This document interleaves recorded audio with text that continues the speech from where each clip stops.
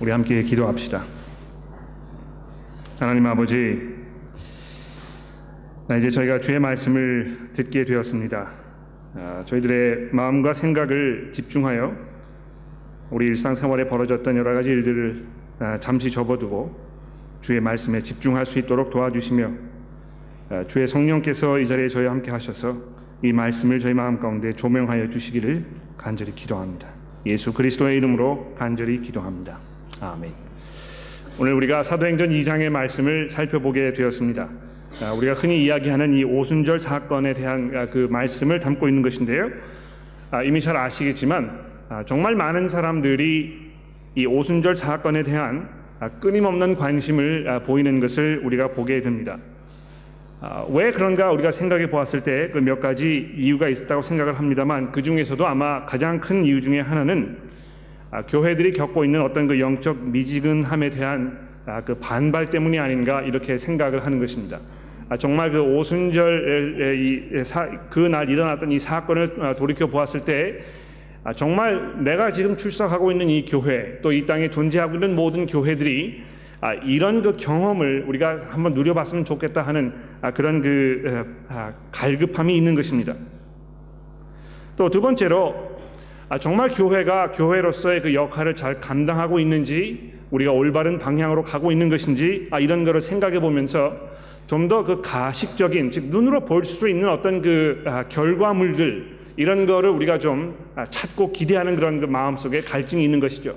그냥 뭐 교회 모였는지 뭐 모이지 않았는지, 모인 둥 만둥 이렇게 하면서 아무런 열매가 없는 그런 상황이 계속 지속이 되게 되면 사람들이 굉장히 지치게 되고, 또 관심을 잃게 되고, 또 신앙에 대해서 이제 회의를 갖게 되는 그런 것을 우리가 보게 되는 것입니다. 그래서 어떤 그 가식적인 결과에 대한 아주 갈급함이 사람들 마음 가운데 있기 때문에 자꾸 이 오순절에 일어났던 이 사건을 우리가 살펴보게 되지 않나 이렇게 생각을 하게 되는 것입니다. 그러나 사도행전 2장에 일어난 이 사건을 가지고 있는 그 사건을 살펴보면서 많은 분들이 가지고 계시는 그 이해, 어떤 그 접근 방법, 이런 것을 우리가 잠시만 생각을 해보게 되면 많은 경우에 이 거두절미하고 그냥 이렇게 살펴보는 경우가 참 많다는 것입니다. 그래서 제가 오늘 설교를 통해서 여러분들에게 드리려고 하는 말씀은, 이 본문이 세 가지 부분으로 구성되어 있고, 첫 번째와 마지막 부분, 여기에 이제 많은 사람들이 많은 관심을 보이고 여기에 집중하고 있습니다만, 사실 그 중간 부분이 상당히 중요한 부분이라는 것을 여러분들에게 말씀드리려고 하는 것입니다. 실제로 그 1절부터 13절에 있는 그 벌어진 그 사건, 오늘 아침 우리가 봉독하지 않았습니다만, 거기 이제 오순절 날에 일어났던 그 사건, 엄청난 사건, 누가가 설명해주고 있는 것처럼 흔히 우리가 볼 수 없는 어떤 그 기적과 같은 이런 사건, 이거 바라보면서 사람들이 거기 흥분하게 되고 거기에 관심을 보이게 되고 이렇게 한단 말입니다. 또 맨 마지막 부분인 이 46절부터 마지막 부분에 보시게 되면 거기에도 역시 그 벌어졌던 그 사건 37절부터 47절을 보시게 되면 이 오순절 지난 이후에 이 교회가 겪었던 어떤 그 놀라운 변화, 여기에 이제 많이 우리가 집중하게 되고, 또 우리 교회가 이런 모습을 갖춰야 가야 되겠다고 이렇게 마음을 먹게 되는 것입니다.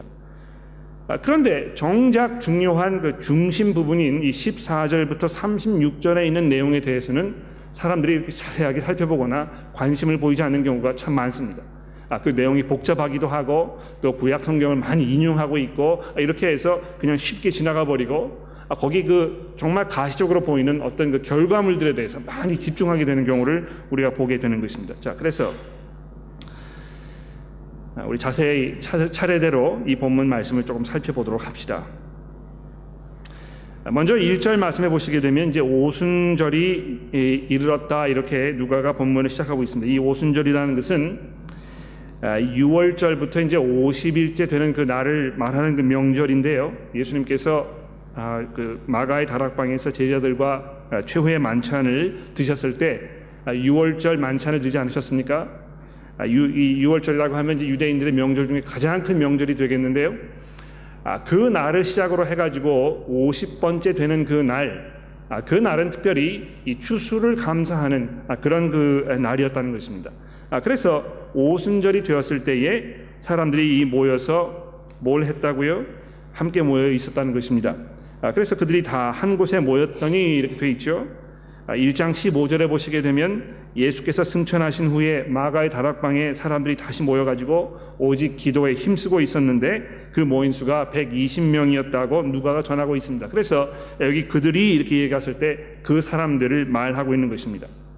자, 그런데 거기에 그 자리에서 어떤 일이 벌어진 것입니까? 이 4절 말씀해 보십시오. 그들이 다 성령의 충만함을 받고 이렇게 설명하고 있습니다. 모인 사람들이 다 똑같은 그런 경험을 했는데요. 누가는 그것이 다름이 아니고 이 성령의 충만함이었다고 소개하고 있습니다. 그리고 그 성령 충만함의 어떤 그 결과에 대해서 두 가지 증거들을 이야기하고 있는데요. 2절에서 뭐라고 얘기했습니까? 이 바람과 같은 소리와 불의 혀 같은 것이 이 귀에 들리고 눈에 보였다, 이렇게 설명합니다. 여러분 뭐 잘 아시겠지만 이 바람 또 불 이런 것은 구약에서 이미 여러 번 이 하나님의 나타나심을 설명할 때 사용되었던 그런 그 상징적인 의미를 가지고 있습니다. 그래서 예를 들어서 열왕기상 19장 11절 말씀해 보시게 되면 하나님께서 이제 엘리야 앞에 나타나셨을 때 거기 강한 이 회오리 바람 같은 것이 불었다고 이야기하지 않습니까? 또 불, 출애굽기서 3장에 보십시오. 하나님께서 처음 모세를 찾아가셨을 때 이 가시나무가 막 불타고 있지 않았습니까? 거기에 하나님 찾아오셨다는 것이죠. 그래서 이 구약 성경 보시게 되면 이 바람이나 이 불 이런 것이 이 하나님의 나타나시는 상황과 아주 밀접한 관계가 있는 것을 우리가 볼 수 있게 되는 것입니다. 그리고 나서 4절부터는 이 성령 충만으로 인해서 일어난 또 하나의 일을 누가가 소개하고 있는데요. 거기에 모였던 사람들이 다 방언을 하게 되었다고 이렇게 말씀을 하고 있습니다. 자, 근데 이 방언이 어떤 방언이었는지에 대해서 누가가 아주 자세히 설명을 하고 있거든요. 그래서 제가 오늘 본문 읽어보지 않았으니까 이제 한번 같이 읽어보도록 하겠습니다. 4절 잘 보십시오. 그들이 다 성령의 충만함을 받고 성령이 말하게 하심을 따라 다른 언어들로 말하기를 시작하니라. 그때에 경건한 유대인들이 천하 각국으로부터 와서 예루살렘에 머물러 있더니 이 소리가 나매 큰 무리가 모여 각각 자기 방언으로 제자들이 말하는 것을 듣고 소동하여 다 놀라 신기하게 여겨 이르되 보라, 이 말하는 사람들이 다 갈릴리 사람들이 아니냐?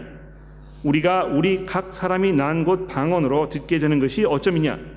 우리는 바데인과 메데인과 엘람인과 또 메소포다미아 유대와 갑바도기와 본디아 아시와 부르기와 밤빌리아 애굽 및 구레네에 가까운 리비아 여러 지방에 사는 사람들과 로마로부터 온 그네 곧 유대인들과 유대교에 들어온 사람들과 그레데인들과 아라비아인들이라. 우리가 다 우리의 각 언어로 하나님의 큰 일을 말함을 듣는도다 하고 다 놀라며 당황하여 서로 이르되 이 어찌 된 일이냐 하며 또 어떤 이들은 조롱하여 이르되 그들이 새 술에 취하였다 하더라.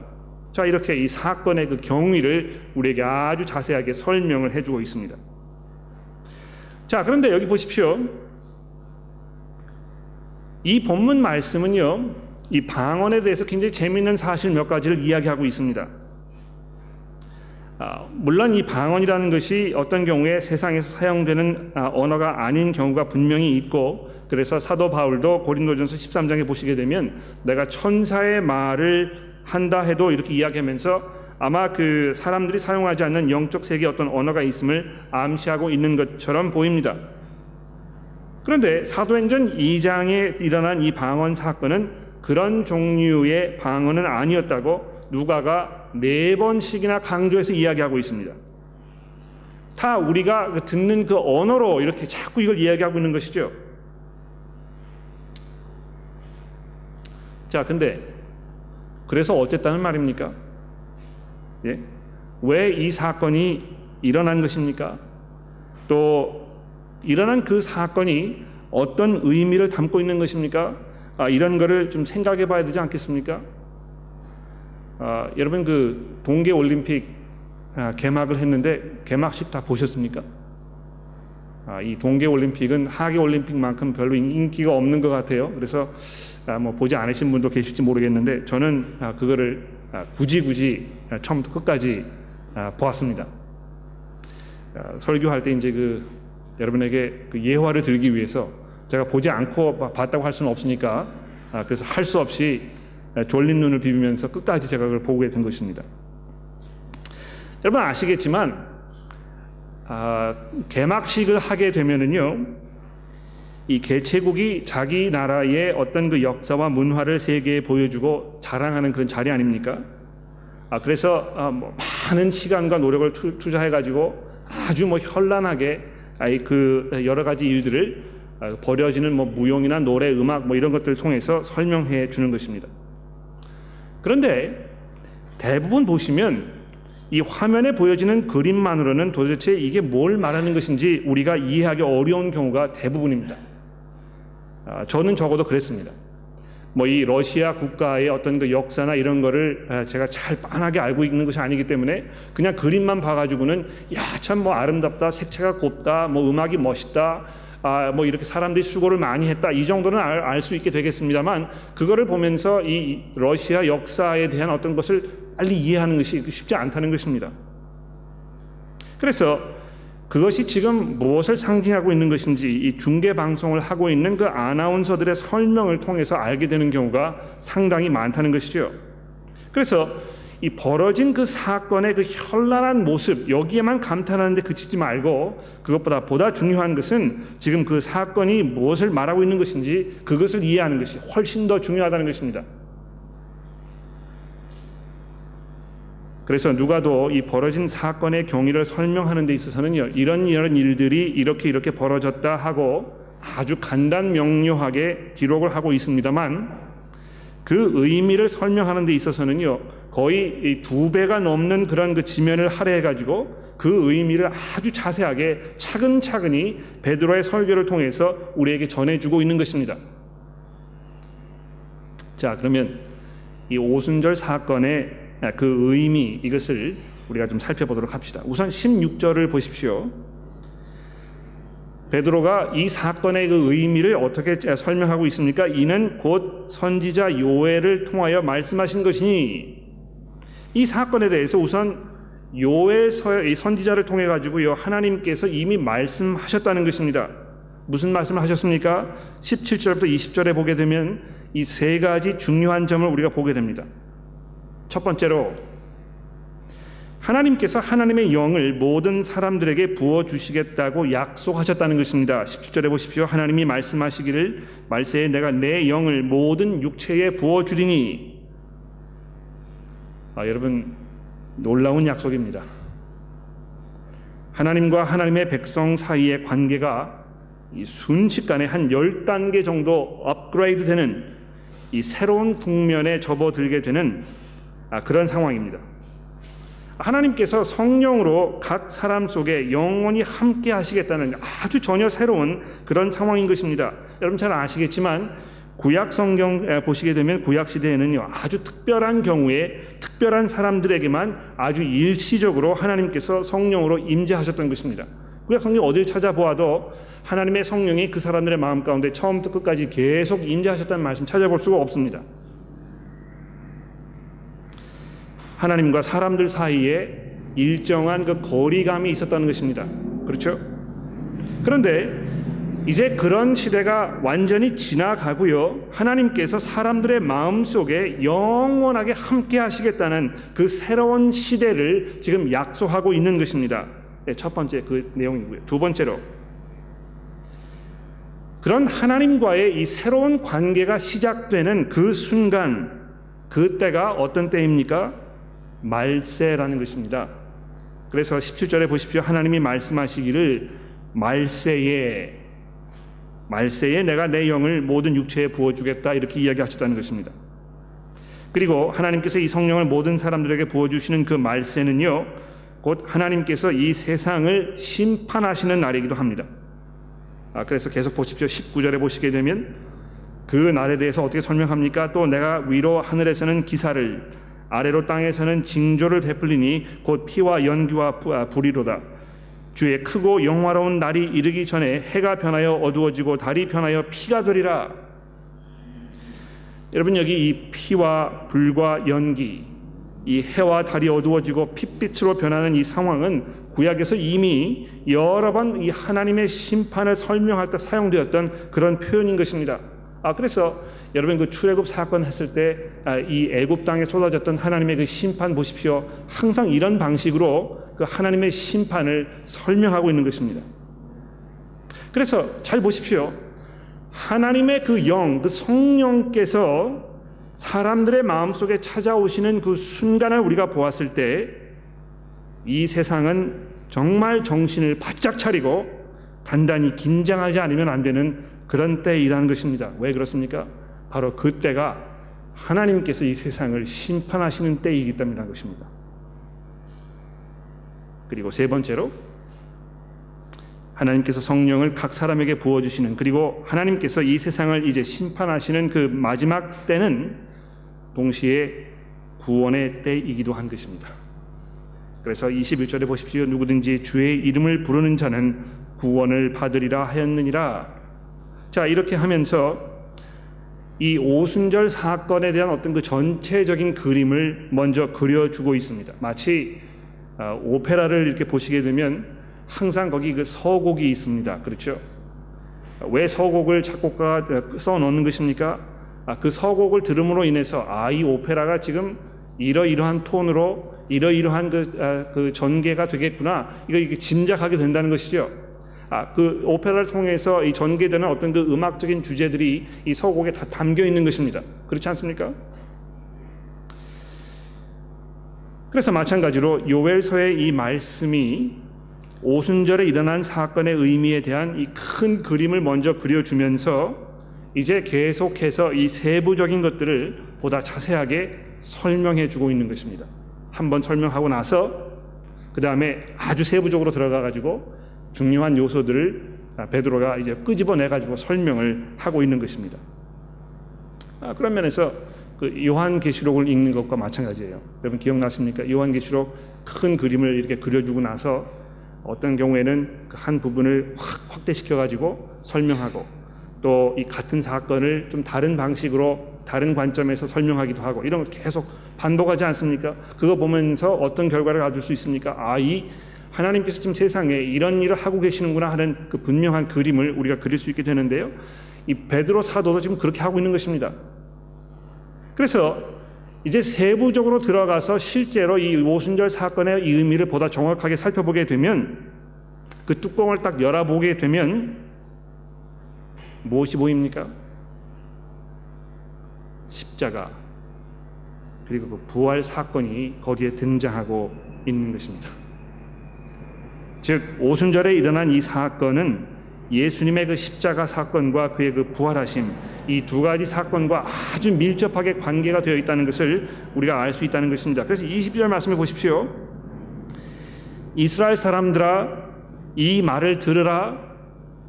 너희도 아는 바와 같이 하나님께서 나사렛 예수로 큰 권능과 기사와 표적을 너희 가운데 베푸사 너희 앞에서 그를 증언하셨느니라.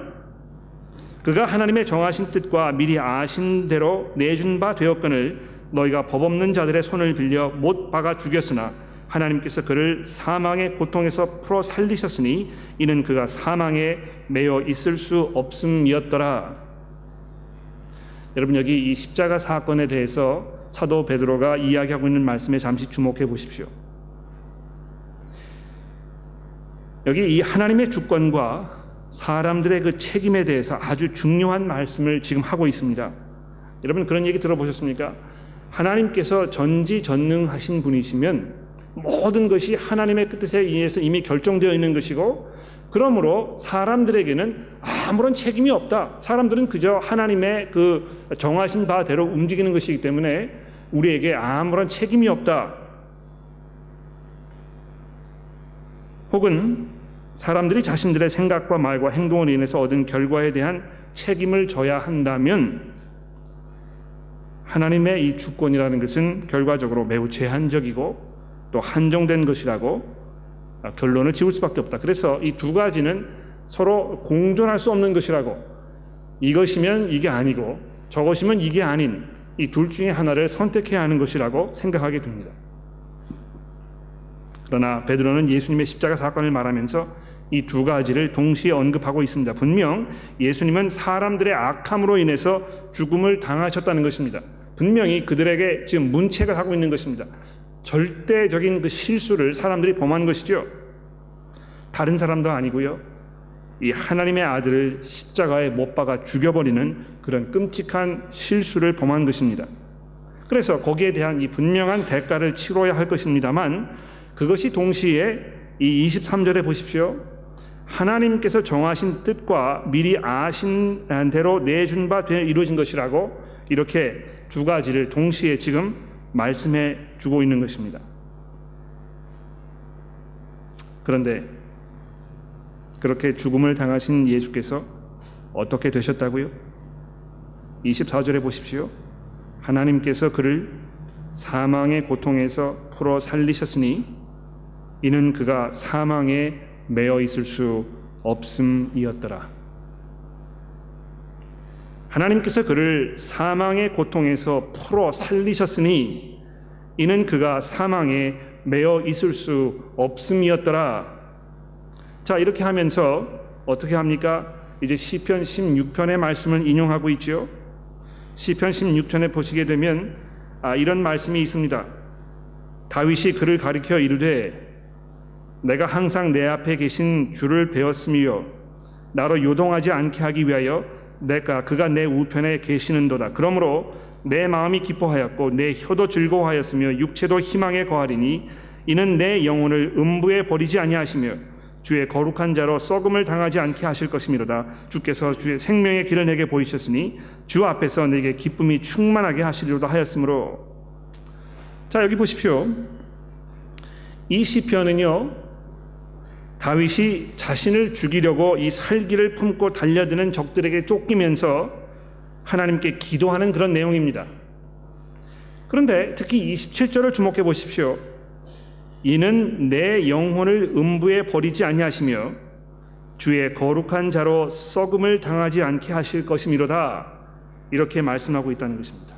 하나님께서 택하신 하나님의 거룩한 자는 죽임을 당하지 아니하시며 그 육체가 썩어져 버리게 되는 그런 그 끔찍한 상황을 당하지 않게 되신다는 것입니다. 그래서 다른 모든 사람들처럼 이 죽음의 횡포 앞에서 무릎을 꿇을 수밖에 없는 또 한 명의 이 무기력한 희생자로 사라져 버리지 않도록 하나님 내버려 두지 않으시겠다는 것입니다. 죽음을 정복해서 마침내 모든 인간들의 최대 적, 너무도 강력하기 때문에 도무지 그 누구도 제압할 수 없었던 그 죽음의 능력을 마침내 깨트리실 분이 나타나신 것에 대해서 지금 말씀하고 있는 것입니다. 이 말씀을 베드로가 인용하면서 이제 이렇게 풀어나가고 있습니다. 29절에 보십시오. 형제들아, 내가 조상 다윗에 대하여 담대히 말할 수 있노니 다윗이 죽어 장사되어 그 묘가 오늘 우리 중에 있도다. 그는 선지자라. 하나님이 이에 맹세하사 그 자손 중에 한 사람을 그 위에 앉히시라고 하심을 알고 미리 본고로 그리스도의 부활을 말하되 그가 음부에 버림이 되지 않고 그 육신이 썩음을 당하지 않게 하시리라 하더니 이 예수를 하나님이 살리신지라. 우리가 다 이 일의 증인이로다. 여러분, 예수 그리스도 그분을 통해서 이제 부활의 생명이 가능하게 된 새로운 시대가 시작되었다는 것을 말하는 것입니다. 그래서 이제 예수 안에 있는 이들은요, 더 이상 죽음의 공포 앞에서 무기력하게 벌벌 떨고 그 슬픔을 못 이겨서 끓어오르는 감정을 주체하지 못하여 목내어 통곡할 수밖에 없는 그런 모습으로 살지 않아도 되는 그런 놀라운 변화가 이제 일어난 것입니다. 실제로 일평생 예수 안에 있는 부활의 새 생명을 누리고 사셨던 분들의 장례식에 가보게 되면 그 자리에서는요, 다른 자리에서 볼 수 없는 기쁨과 평안과 감사와 확신이 넘쳐나고 있는 것을 매번 확인하게 됩니다. 돌아가신 분이 또 그리고 그분의 죽음을 애도하기 위해서 모인 이들이 과연 부활의 생명의 소망을 잘 이해하고 있었는가, 이것을 살펴보려면 장례식에 가서 보게 되면 아주 명암이 분명하게 갈리는 것을 볼 수 있습니다. 여러분, 예수께서 이 죽음의 능력을 깨뜨리시고 무덤의 문을 박차고 일어나신 것입니다. 그래서 여러분과 저도 그 부활의 생명에 이제 동참할 수 있게 되었다는 것입니다. 자, 그런데 보십시오. 33절에 보시게 되면 하나님이 오른손으로 예수를 높이심에 그가 약속하신 성령을 아버지께 받아서 너희가 보고 듣는 이것을 부어 주셨느니라. 뭘 말하는 것입니까? 성령께서 오신 것은요, 예수 그리스도의 이 부활 시대가 이제 시작되었다는 것을 우리에게 보여주는 그 증거라는 것입니다. 예수 그리스도께서 십자가 위에 달려 돌아가셔가지고 그냥 땅에 묻혀 계셨었으면 여러분과 저의 죄가 사해졌는지, 우리가 거듭날 수 있게 되는 것인지, 정말 영생의 소망 가운데 살 수 있게 되는 것인지 우리가 확인할 길이 없다는 것입니다. 그러나 그분께서 부활하셔서 하나님의 보좌 우편으로 가셔가지고 거기에서 이미 약속하셨던 성령을 보내심으로 말미암아서 그리스도께서 부활하셔서 승리하셨구나, 하나님의 그 말씀하셨던 그 통치자가 되신 것이구나, 부활의 새로운 생명의 시대가 시작된 것이구나 하는 것을 우리가 알게 된다는 것입니다. 그래서 이 오순절 사건 뭘 말하는 것입니까? 그 의미가 어디에 있는 것입니까? 예수 그리스도께서 승리하셨다는 것을 성령의 오심을 통해서 온 세상에 공표하고 계시는 것입니다. 그래서 계속해서 시편 110편의 말씀을 이렇게 인용하지 않습니까? 34절에 보십시오. 다윗은 하늘에 올라가지 못하였으나 친히 말하 이르되 주께서 내 주께 말씀하시기를 내가 내 원수로 내 발등상이 되게 하기까지는 너는 내 우편에 앉아 있으라 하셨도다. 그런즉 이스라엘 온 집은 확실하게 알지니 너희가 십자가에 못 박은 이 예수를 하나님이 주와 그리스도가 되게 하셨느니라 했다는 것입니다. 여러분, 이 오순절의 사건은요, 예수 그리스도께서 주와 그리스도가 되셨다는 것을 이 온 천하에 공표하는 그 예수 그리스도의 대관식과 같은 그런 순간이었던 것입니다. 우리가 많이 거기 벌어지는 방언이라든지 이 엄청난 사건들에 대해서 우리가 흥분하고 우리가 이런 걸 좀 경험해 보았으면 좋겠다, 거기에 대한 기대감이 막 일어나고 있습니다만, 정작 사도 베드로가 이 사건에 대한 그 의미를 설명하는 그 내용 잘 살펴보게 되면 이것이 예수 그리스도의 이 십자가 사건과 그분의 부활을 통해서 이 새로운 시대가 시작되었다는 것에 대한 하나님의 이 퍼블릭 어나운스먼트인 것입니다. 여러분, 그리스도께서 부활하셨단 말입니다. 이제 더 이상 우리가 이 사망의 권세 아래서 신음하고 죽어 없어져 버릴 그런 나약한 존재가 아니라는 것입니다. 하나님께서 이제 새로운 시대를 시작하셨다는 것입니다. 그리고 예수 믿는 사람들로 하여금 그 새로운 시대에 들어가도록 하나님 그 길을 마련해 놓으신 것입니다.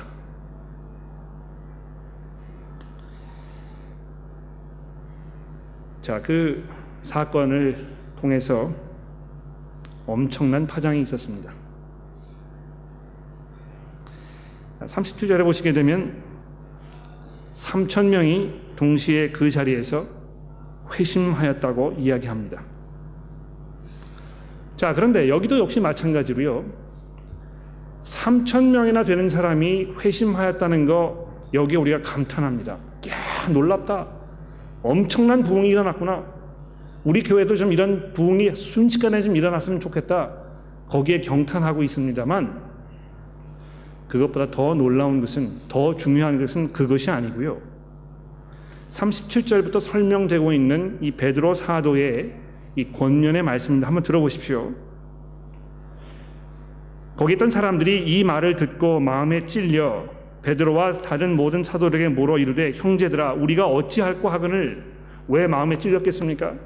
예? 여러분, 그 자리에서 이 사도 베드로의 이 이야기를 듣던 사람들의 마음에 왜 찔렸겠습니까? 첫 번째로요, 그들이 예수를 죽이지 않았습니까? 얼마나 마음이 찔렸겠습니까? 그런데 더 나아가서요, 자기들이 손으로 죽인 그 예수 그리스도가 부활하셔가지고 이제 하나님의 우편에 앉아 계신다는 것입니다. 그것뿐만이 아니고요, 하나님께서 그를 이 온 세상을 통치하시는 통치자로 지금 이 퍼블릭 어나운스먼트를 만드셨다는 것입니다.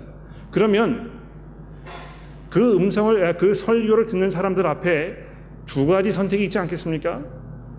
그거 뭐 다 그냥 무관심으로 대하고 그냥 자기 살던 대로 살던지, 아니면 그분에게 돌아서서 항복하든지, 둘 중에 하나일 것입니다.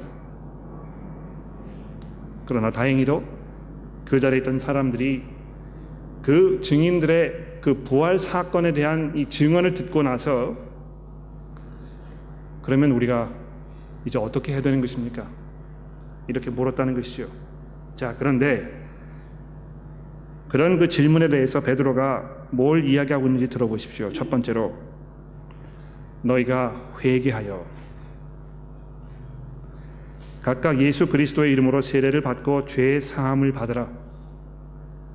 그리하면 성령을 선물로 받으리니 이 약속은 너희와 너희 자녀와 모든 먼데 있는 사람 곧 우리 하나님이 얼마든지 부르시는 자들에게 하신 것이라 하고, 또 여러 말로 확증하여 권하여 이르되 너희가 이 패역한 세대에서 구원을 받으라 하니, 그 말을 듣는 사람들은 세례를 받음에 이날의 신도의 수가 3,000이 되었다는 것입니다.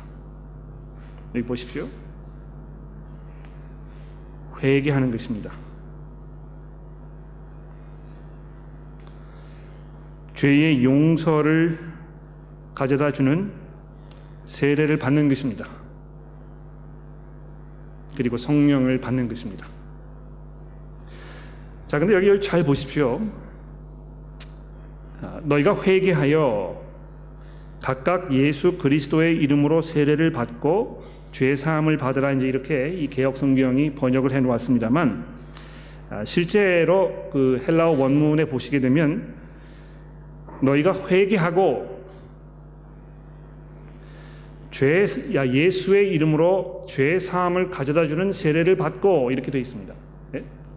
예수의 이름으로 죄 사함을 가져다 주는 세례를 받고, 회개하는 것이고 세례 받으라는 것이고, 그 다음에 이제 38절 중간부에 보면 이제 그리하면 이렇게 단어를 집어넣어놨는데, 그리하면 성령을 선물로 받으리니, 그래서 회개하고 그 다음에 이 세례를 받는 것이 마치 이 성령 그 세례를 받는 것에 대한 전제 조건인 것처럼 이렇게 설명해 놓고 있습니다. 그런데 헬라어 원문에는 여기 그리하면이라는 말은 들어있지 않습니다. 오히려 그냥 그리고 이렇게 되어 있는 것입니다. 그래서 회개하고 세례 받고 성령을 받으라는 것입니다. 지금 베드로가 의미하는 바는요, 이 세 가지가 똑같은 한 가지 사건이라는 걸 말하는 것입니다. 예? 회개하는 것, 그래서 이 죄의 용서를 받는 것, 세례 받는 것, 그리고 성령 세례 받는 것, 이것이 한 가지 사건이라는 것입니다. 즉 성령을 받는 것을 통해서 우리가 거듭나게 되고 하나님의 새로운 시대에 들어가게 되는 것이고, 우리가 하나님의 백성으로 새로운 삶을 살게 되는 걸 말하는 것입니다. 그래서 많은 분들이 예수 믿는 것하고 성령 세례 받는 것하고 이렇게 분리시켜서 생각하시는 경우가 굉장히 많습니다. 예수 믿어가지고 신앙생활을 좀 하다가 어느 시점에서 나중에 이 성령 세례 받아가지고 다시 확 불길이 일어나는 것처럼 이렇게 생각하는 경우가 상당히 많다는 것입니다. 그래서 이 찬송가, 한국 찬송가 보시게 되면요, 성령께서 빨리 오시라고, 나에게 이 불길을 좀 일으켜 달라고 이렇게 부르는 찬송이 상당히 많은데요, 지금 베드로 사도가 이야기하고 있는 것은 예수 믿는 것과 성령 받는 것이 이 별개의 문제가 아니고, 예수 믿는 순간 성령을 받는 것이고, 성령 통하지 않고는 예수를 믿게 될 수 없다고 지금 얘기하고 있는 것입니다. 그리고 그 순간 죄의 사함이 우리 가운데 있다는 것이죠. 그것이 엄청난 이 오순절 사건의 그 파장입니다. 회개해야 하는 것입니다. 내가 지금까지 예수를 모르고 살았다고, 내가 그분과 상관하지 아니하고 관계하지 않으면서 그냥 내 방식대로 살았다는 이것을 지금 고백하고, 이것이 실수였다고, 내가 이렇게 하지 말았어야 되는 것이었다고 이야기하는 것을 말하는 것입니다. 아마 이 자리에도 거기에 해당되시는 분들이 분명히 있을 것입니다. 그러나 2000년 전에 그 자리에서 이 모든 사건을 목격했던 그 증언자들이 뭘 얘기하고 있습니까? 그리스도께서 살아나셨다는 것입니다. 부활하셨다는 것입니다. 그분이 부활하신 것이 사실이라면 그분께 돌아서야 합니다. 더 이상 그분을 무관심으로 대하고 나와 상관이 없는 분으로 더 이상 생각할 수가 없는 것입니다. 그런 후에 교회에 엄청난 변화가 일어났다고 42절부터 설명하고 있는데요. 이 부분은 다음 주에 좀 더 말씀을 드리도록 하겠습니다. 결론을 세 가지 드리고 말씀을 정리하도록 하죠. 첫 번째로, 여러분, 우리는 새로운 시대에 살고 있는 것입니다. 하나님께서 성령을 예수 믿는 모든 사람들에게 부어주셔서 이 부활의 생명 가운데 살고 있는 그 새 시대가 이제 시작된 것입니다. 그 70년대 말 80년대 초반에 이 호주에 사면령이라는 것이 있었습니다. 들어보셨죠? 예. 영주권 없이 여기 와서 살면서 불법 체류하던 사람들에게 누구도 예외 없이 호주에서 영주할 수 있게 해주겠다는 이 호주 정부의 이 관대한 그런 그 성명이 있었던 것입니다. 거기에 누구도 예외가 없었던 것입니다. 무슨 상황으로 무슨 이유로 뭘 해서 이따에 들어왔든지 우리가 개의치 아니하고 모든 사람들에게 똑같이 이 새로운 그런 그 스테이터스, 이것을 주겠다고 한 것이죠. 마치 그런 것과 마찬가지입니다. 예수 믿음으로 인해서, 그분 부활하심으로 인해서, 그분께서 이 성령을 모든 사람들에게 부어주심으로 인해서 예수 안에 있는 사람들이 이제 새로운 생명을 살게 된 것입니다. 여러분, 이거 믿으십니까? 여러분이 새로운 생명 가운데 지금 이미 새로운 삶을 시작했다는 것을 믿고 계시는 것입니까? 그것은 회개를 통해서 들어갈 수 있습니다. 회개가 있지 아니하면 이 부활의 생명 가운데 들어갈 수가 없습니다. 내가 지금까지 죄인으로 살았다고, 내가 하나님을 무시하면서 하나님께서 이 세상에 보내셨던 예수 그리스도, 그분 나와 상관없는 분으로 내가 그냥 살아가면서 살았다는 것을 내가 통회하고 내가 자복한다고, 내가 이렇게 살지 말았어야 되는 것인데 내가 실수한 것이라고 회개하는 것입니다. 그리고 이제부터는 내가 그리스도를 내 삶의 주인으로 고백하면서 내가 그분의 뜻을 위해서, 그분의 영광을 위해서, 그분의 이름을 위해서 내가 살아가겠다고 결심하는 것입니다. 그것이 아니고는 도무지 이 부활의 생명 가운데 들어갈 수가 없습니다. 하나님께서 이 주시는 이 성령의 이 새로운 생명 가운데 동참할 수가 없는 것입니다. 아무리 교회를 오래 나오셨습니까? 소용없습니다. 교회에서 봉사 많이 하시고 계십니까? 소용없습니다. 그것으로 이 거듭날 수가 없기 때문에 그런 것입니다. 오순절 사건은 이 새로운 시대가 시작된과 동시에 우리에게 어떤 변화가 일어날 것인가를 우리에게 암시해 주고 있습니다. 이것은 다음 주에 우리가 좀 더 자세하게 살펴보도록 할 것입니다. 기도하겠습니다.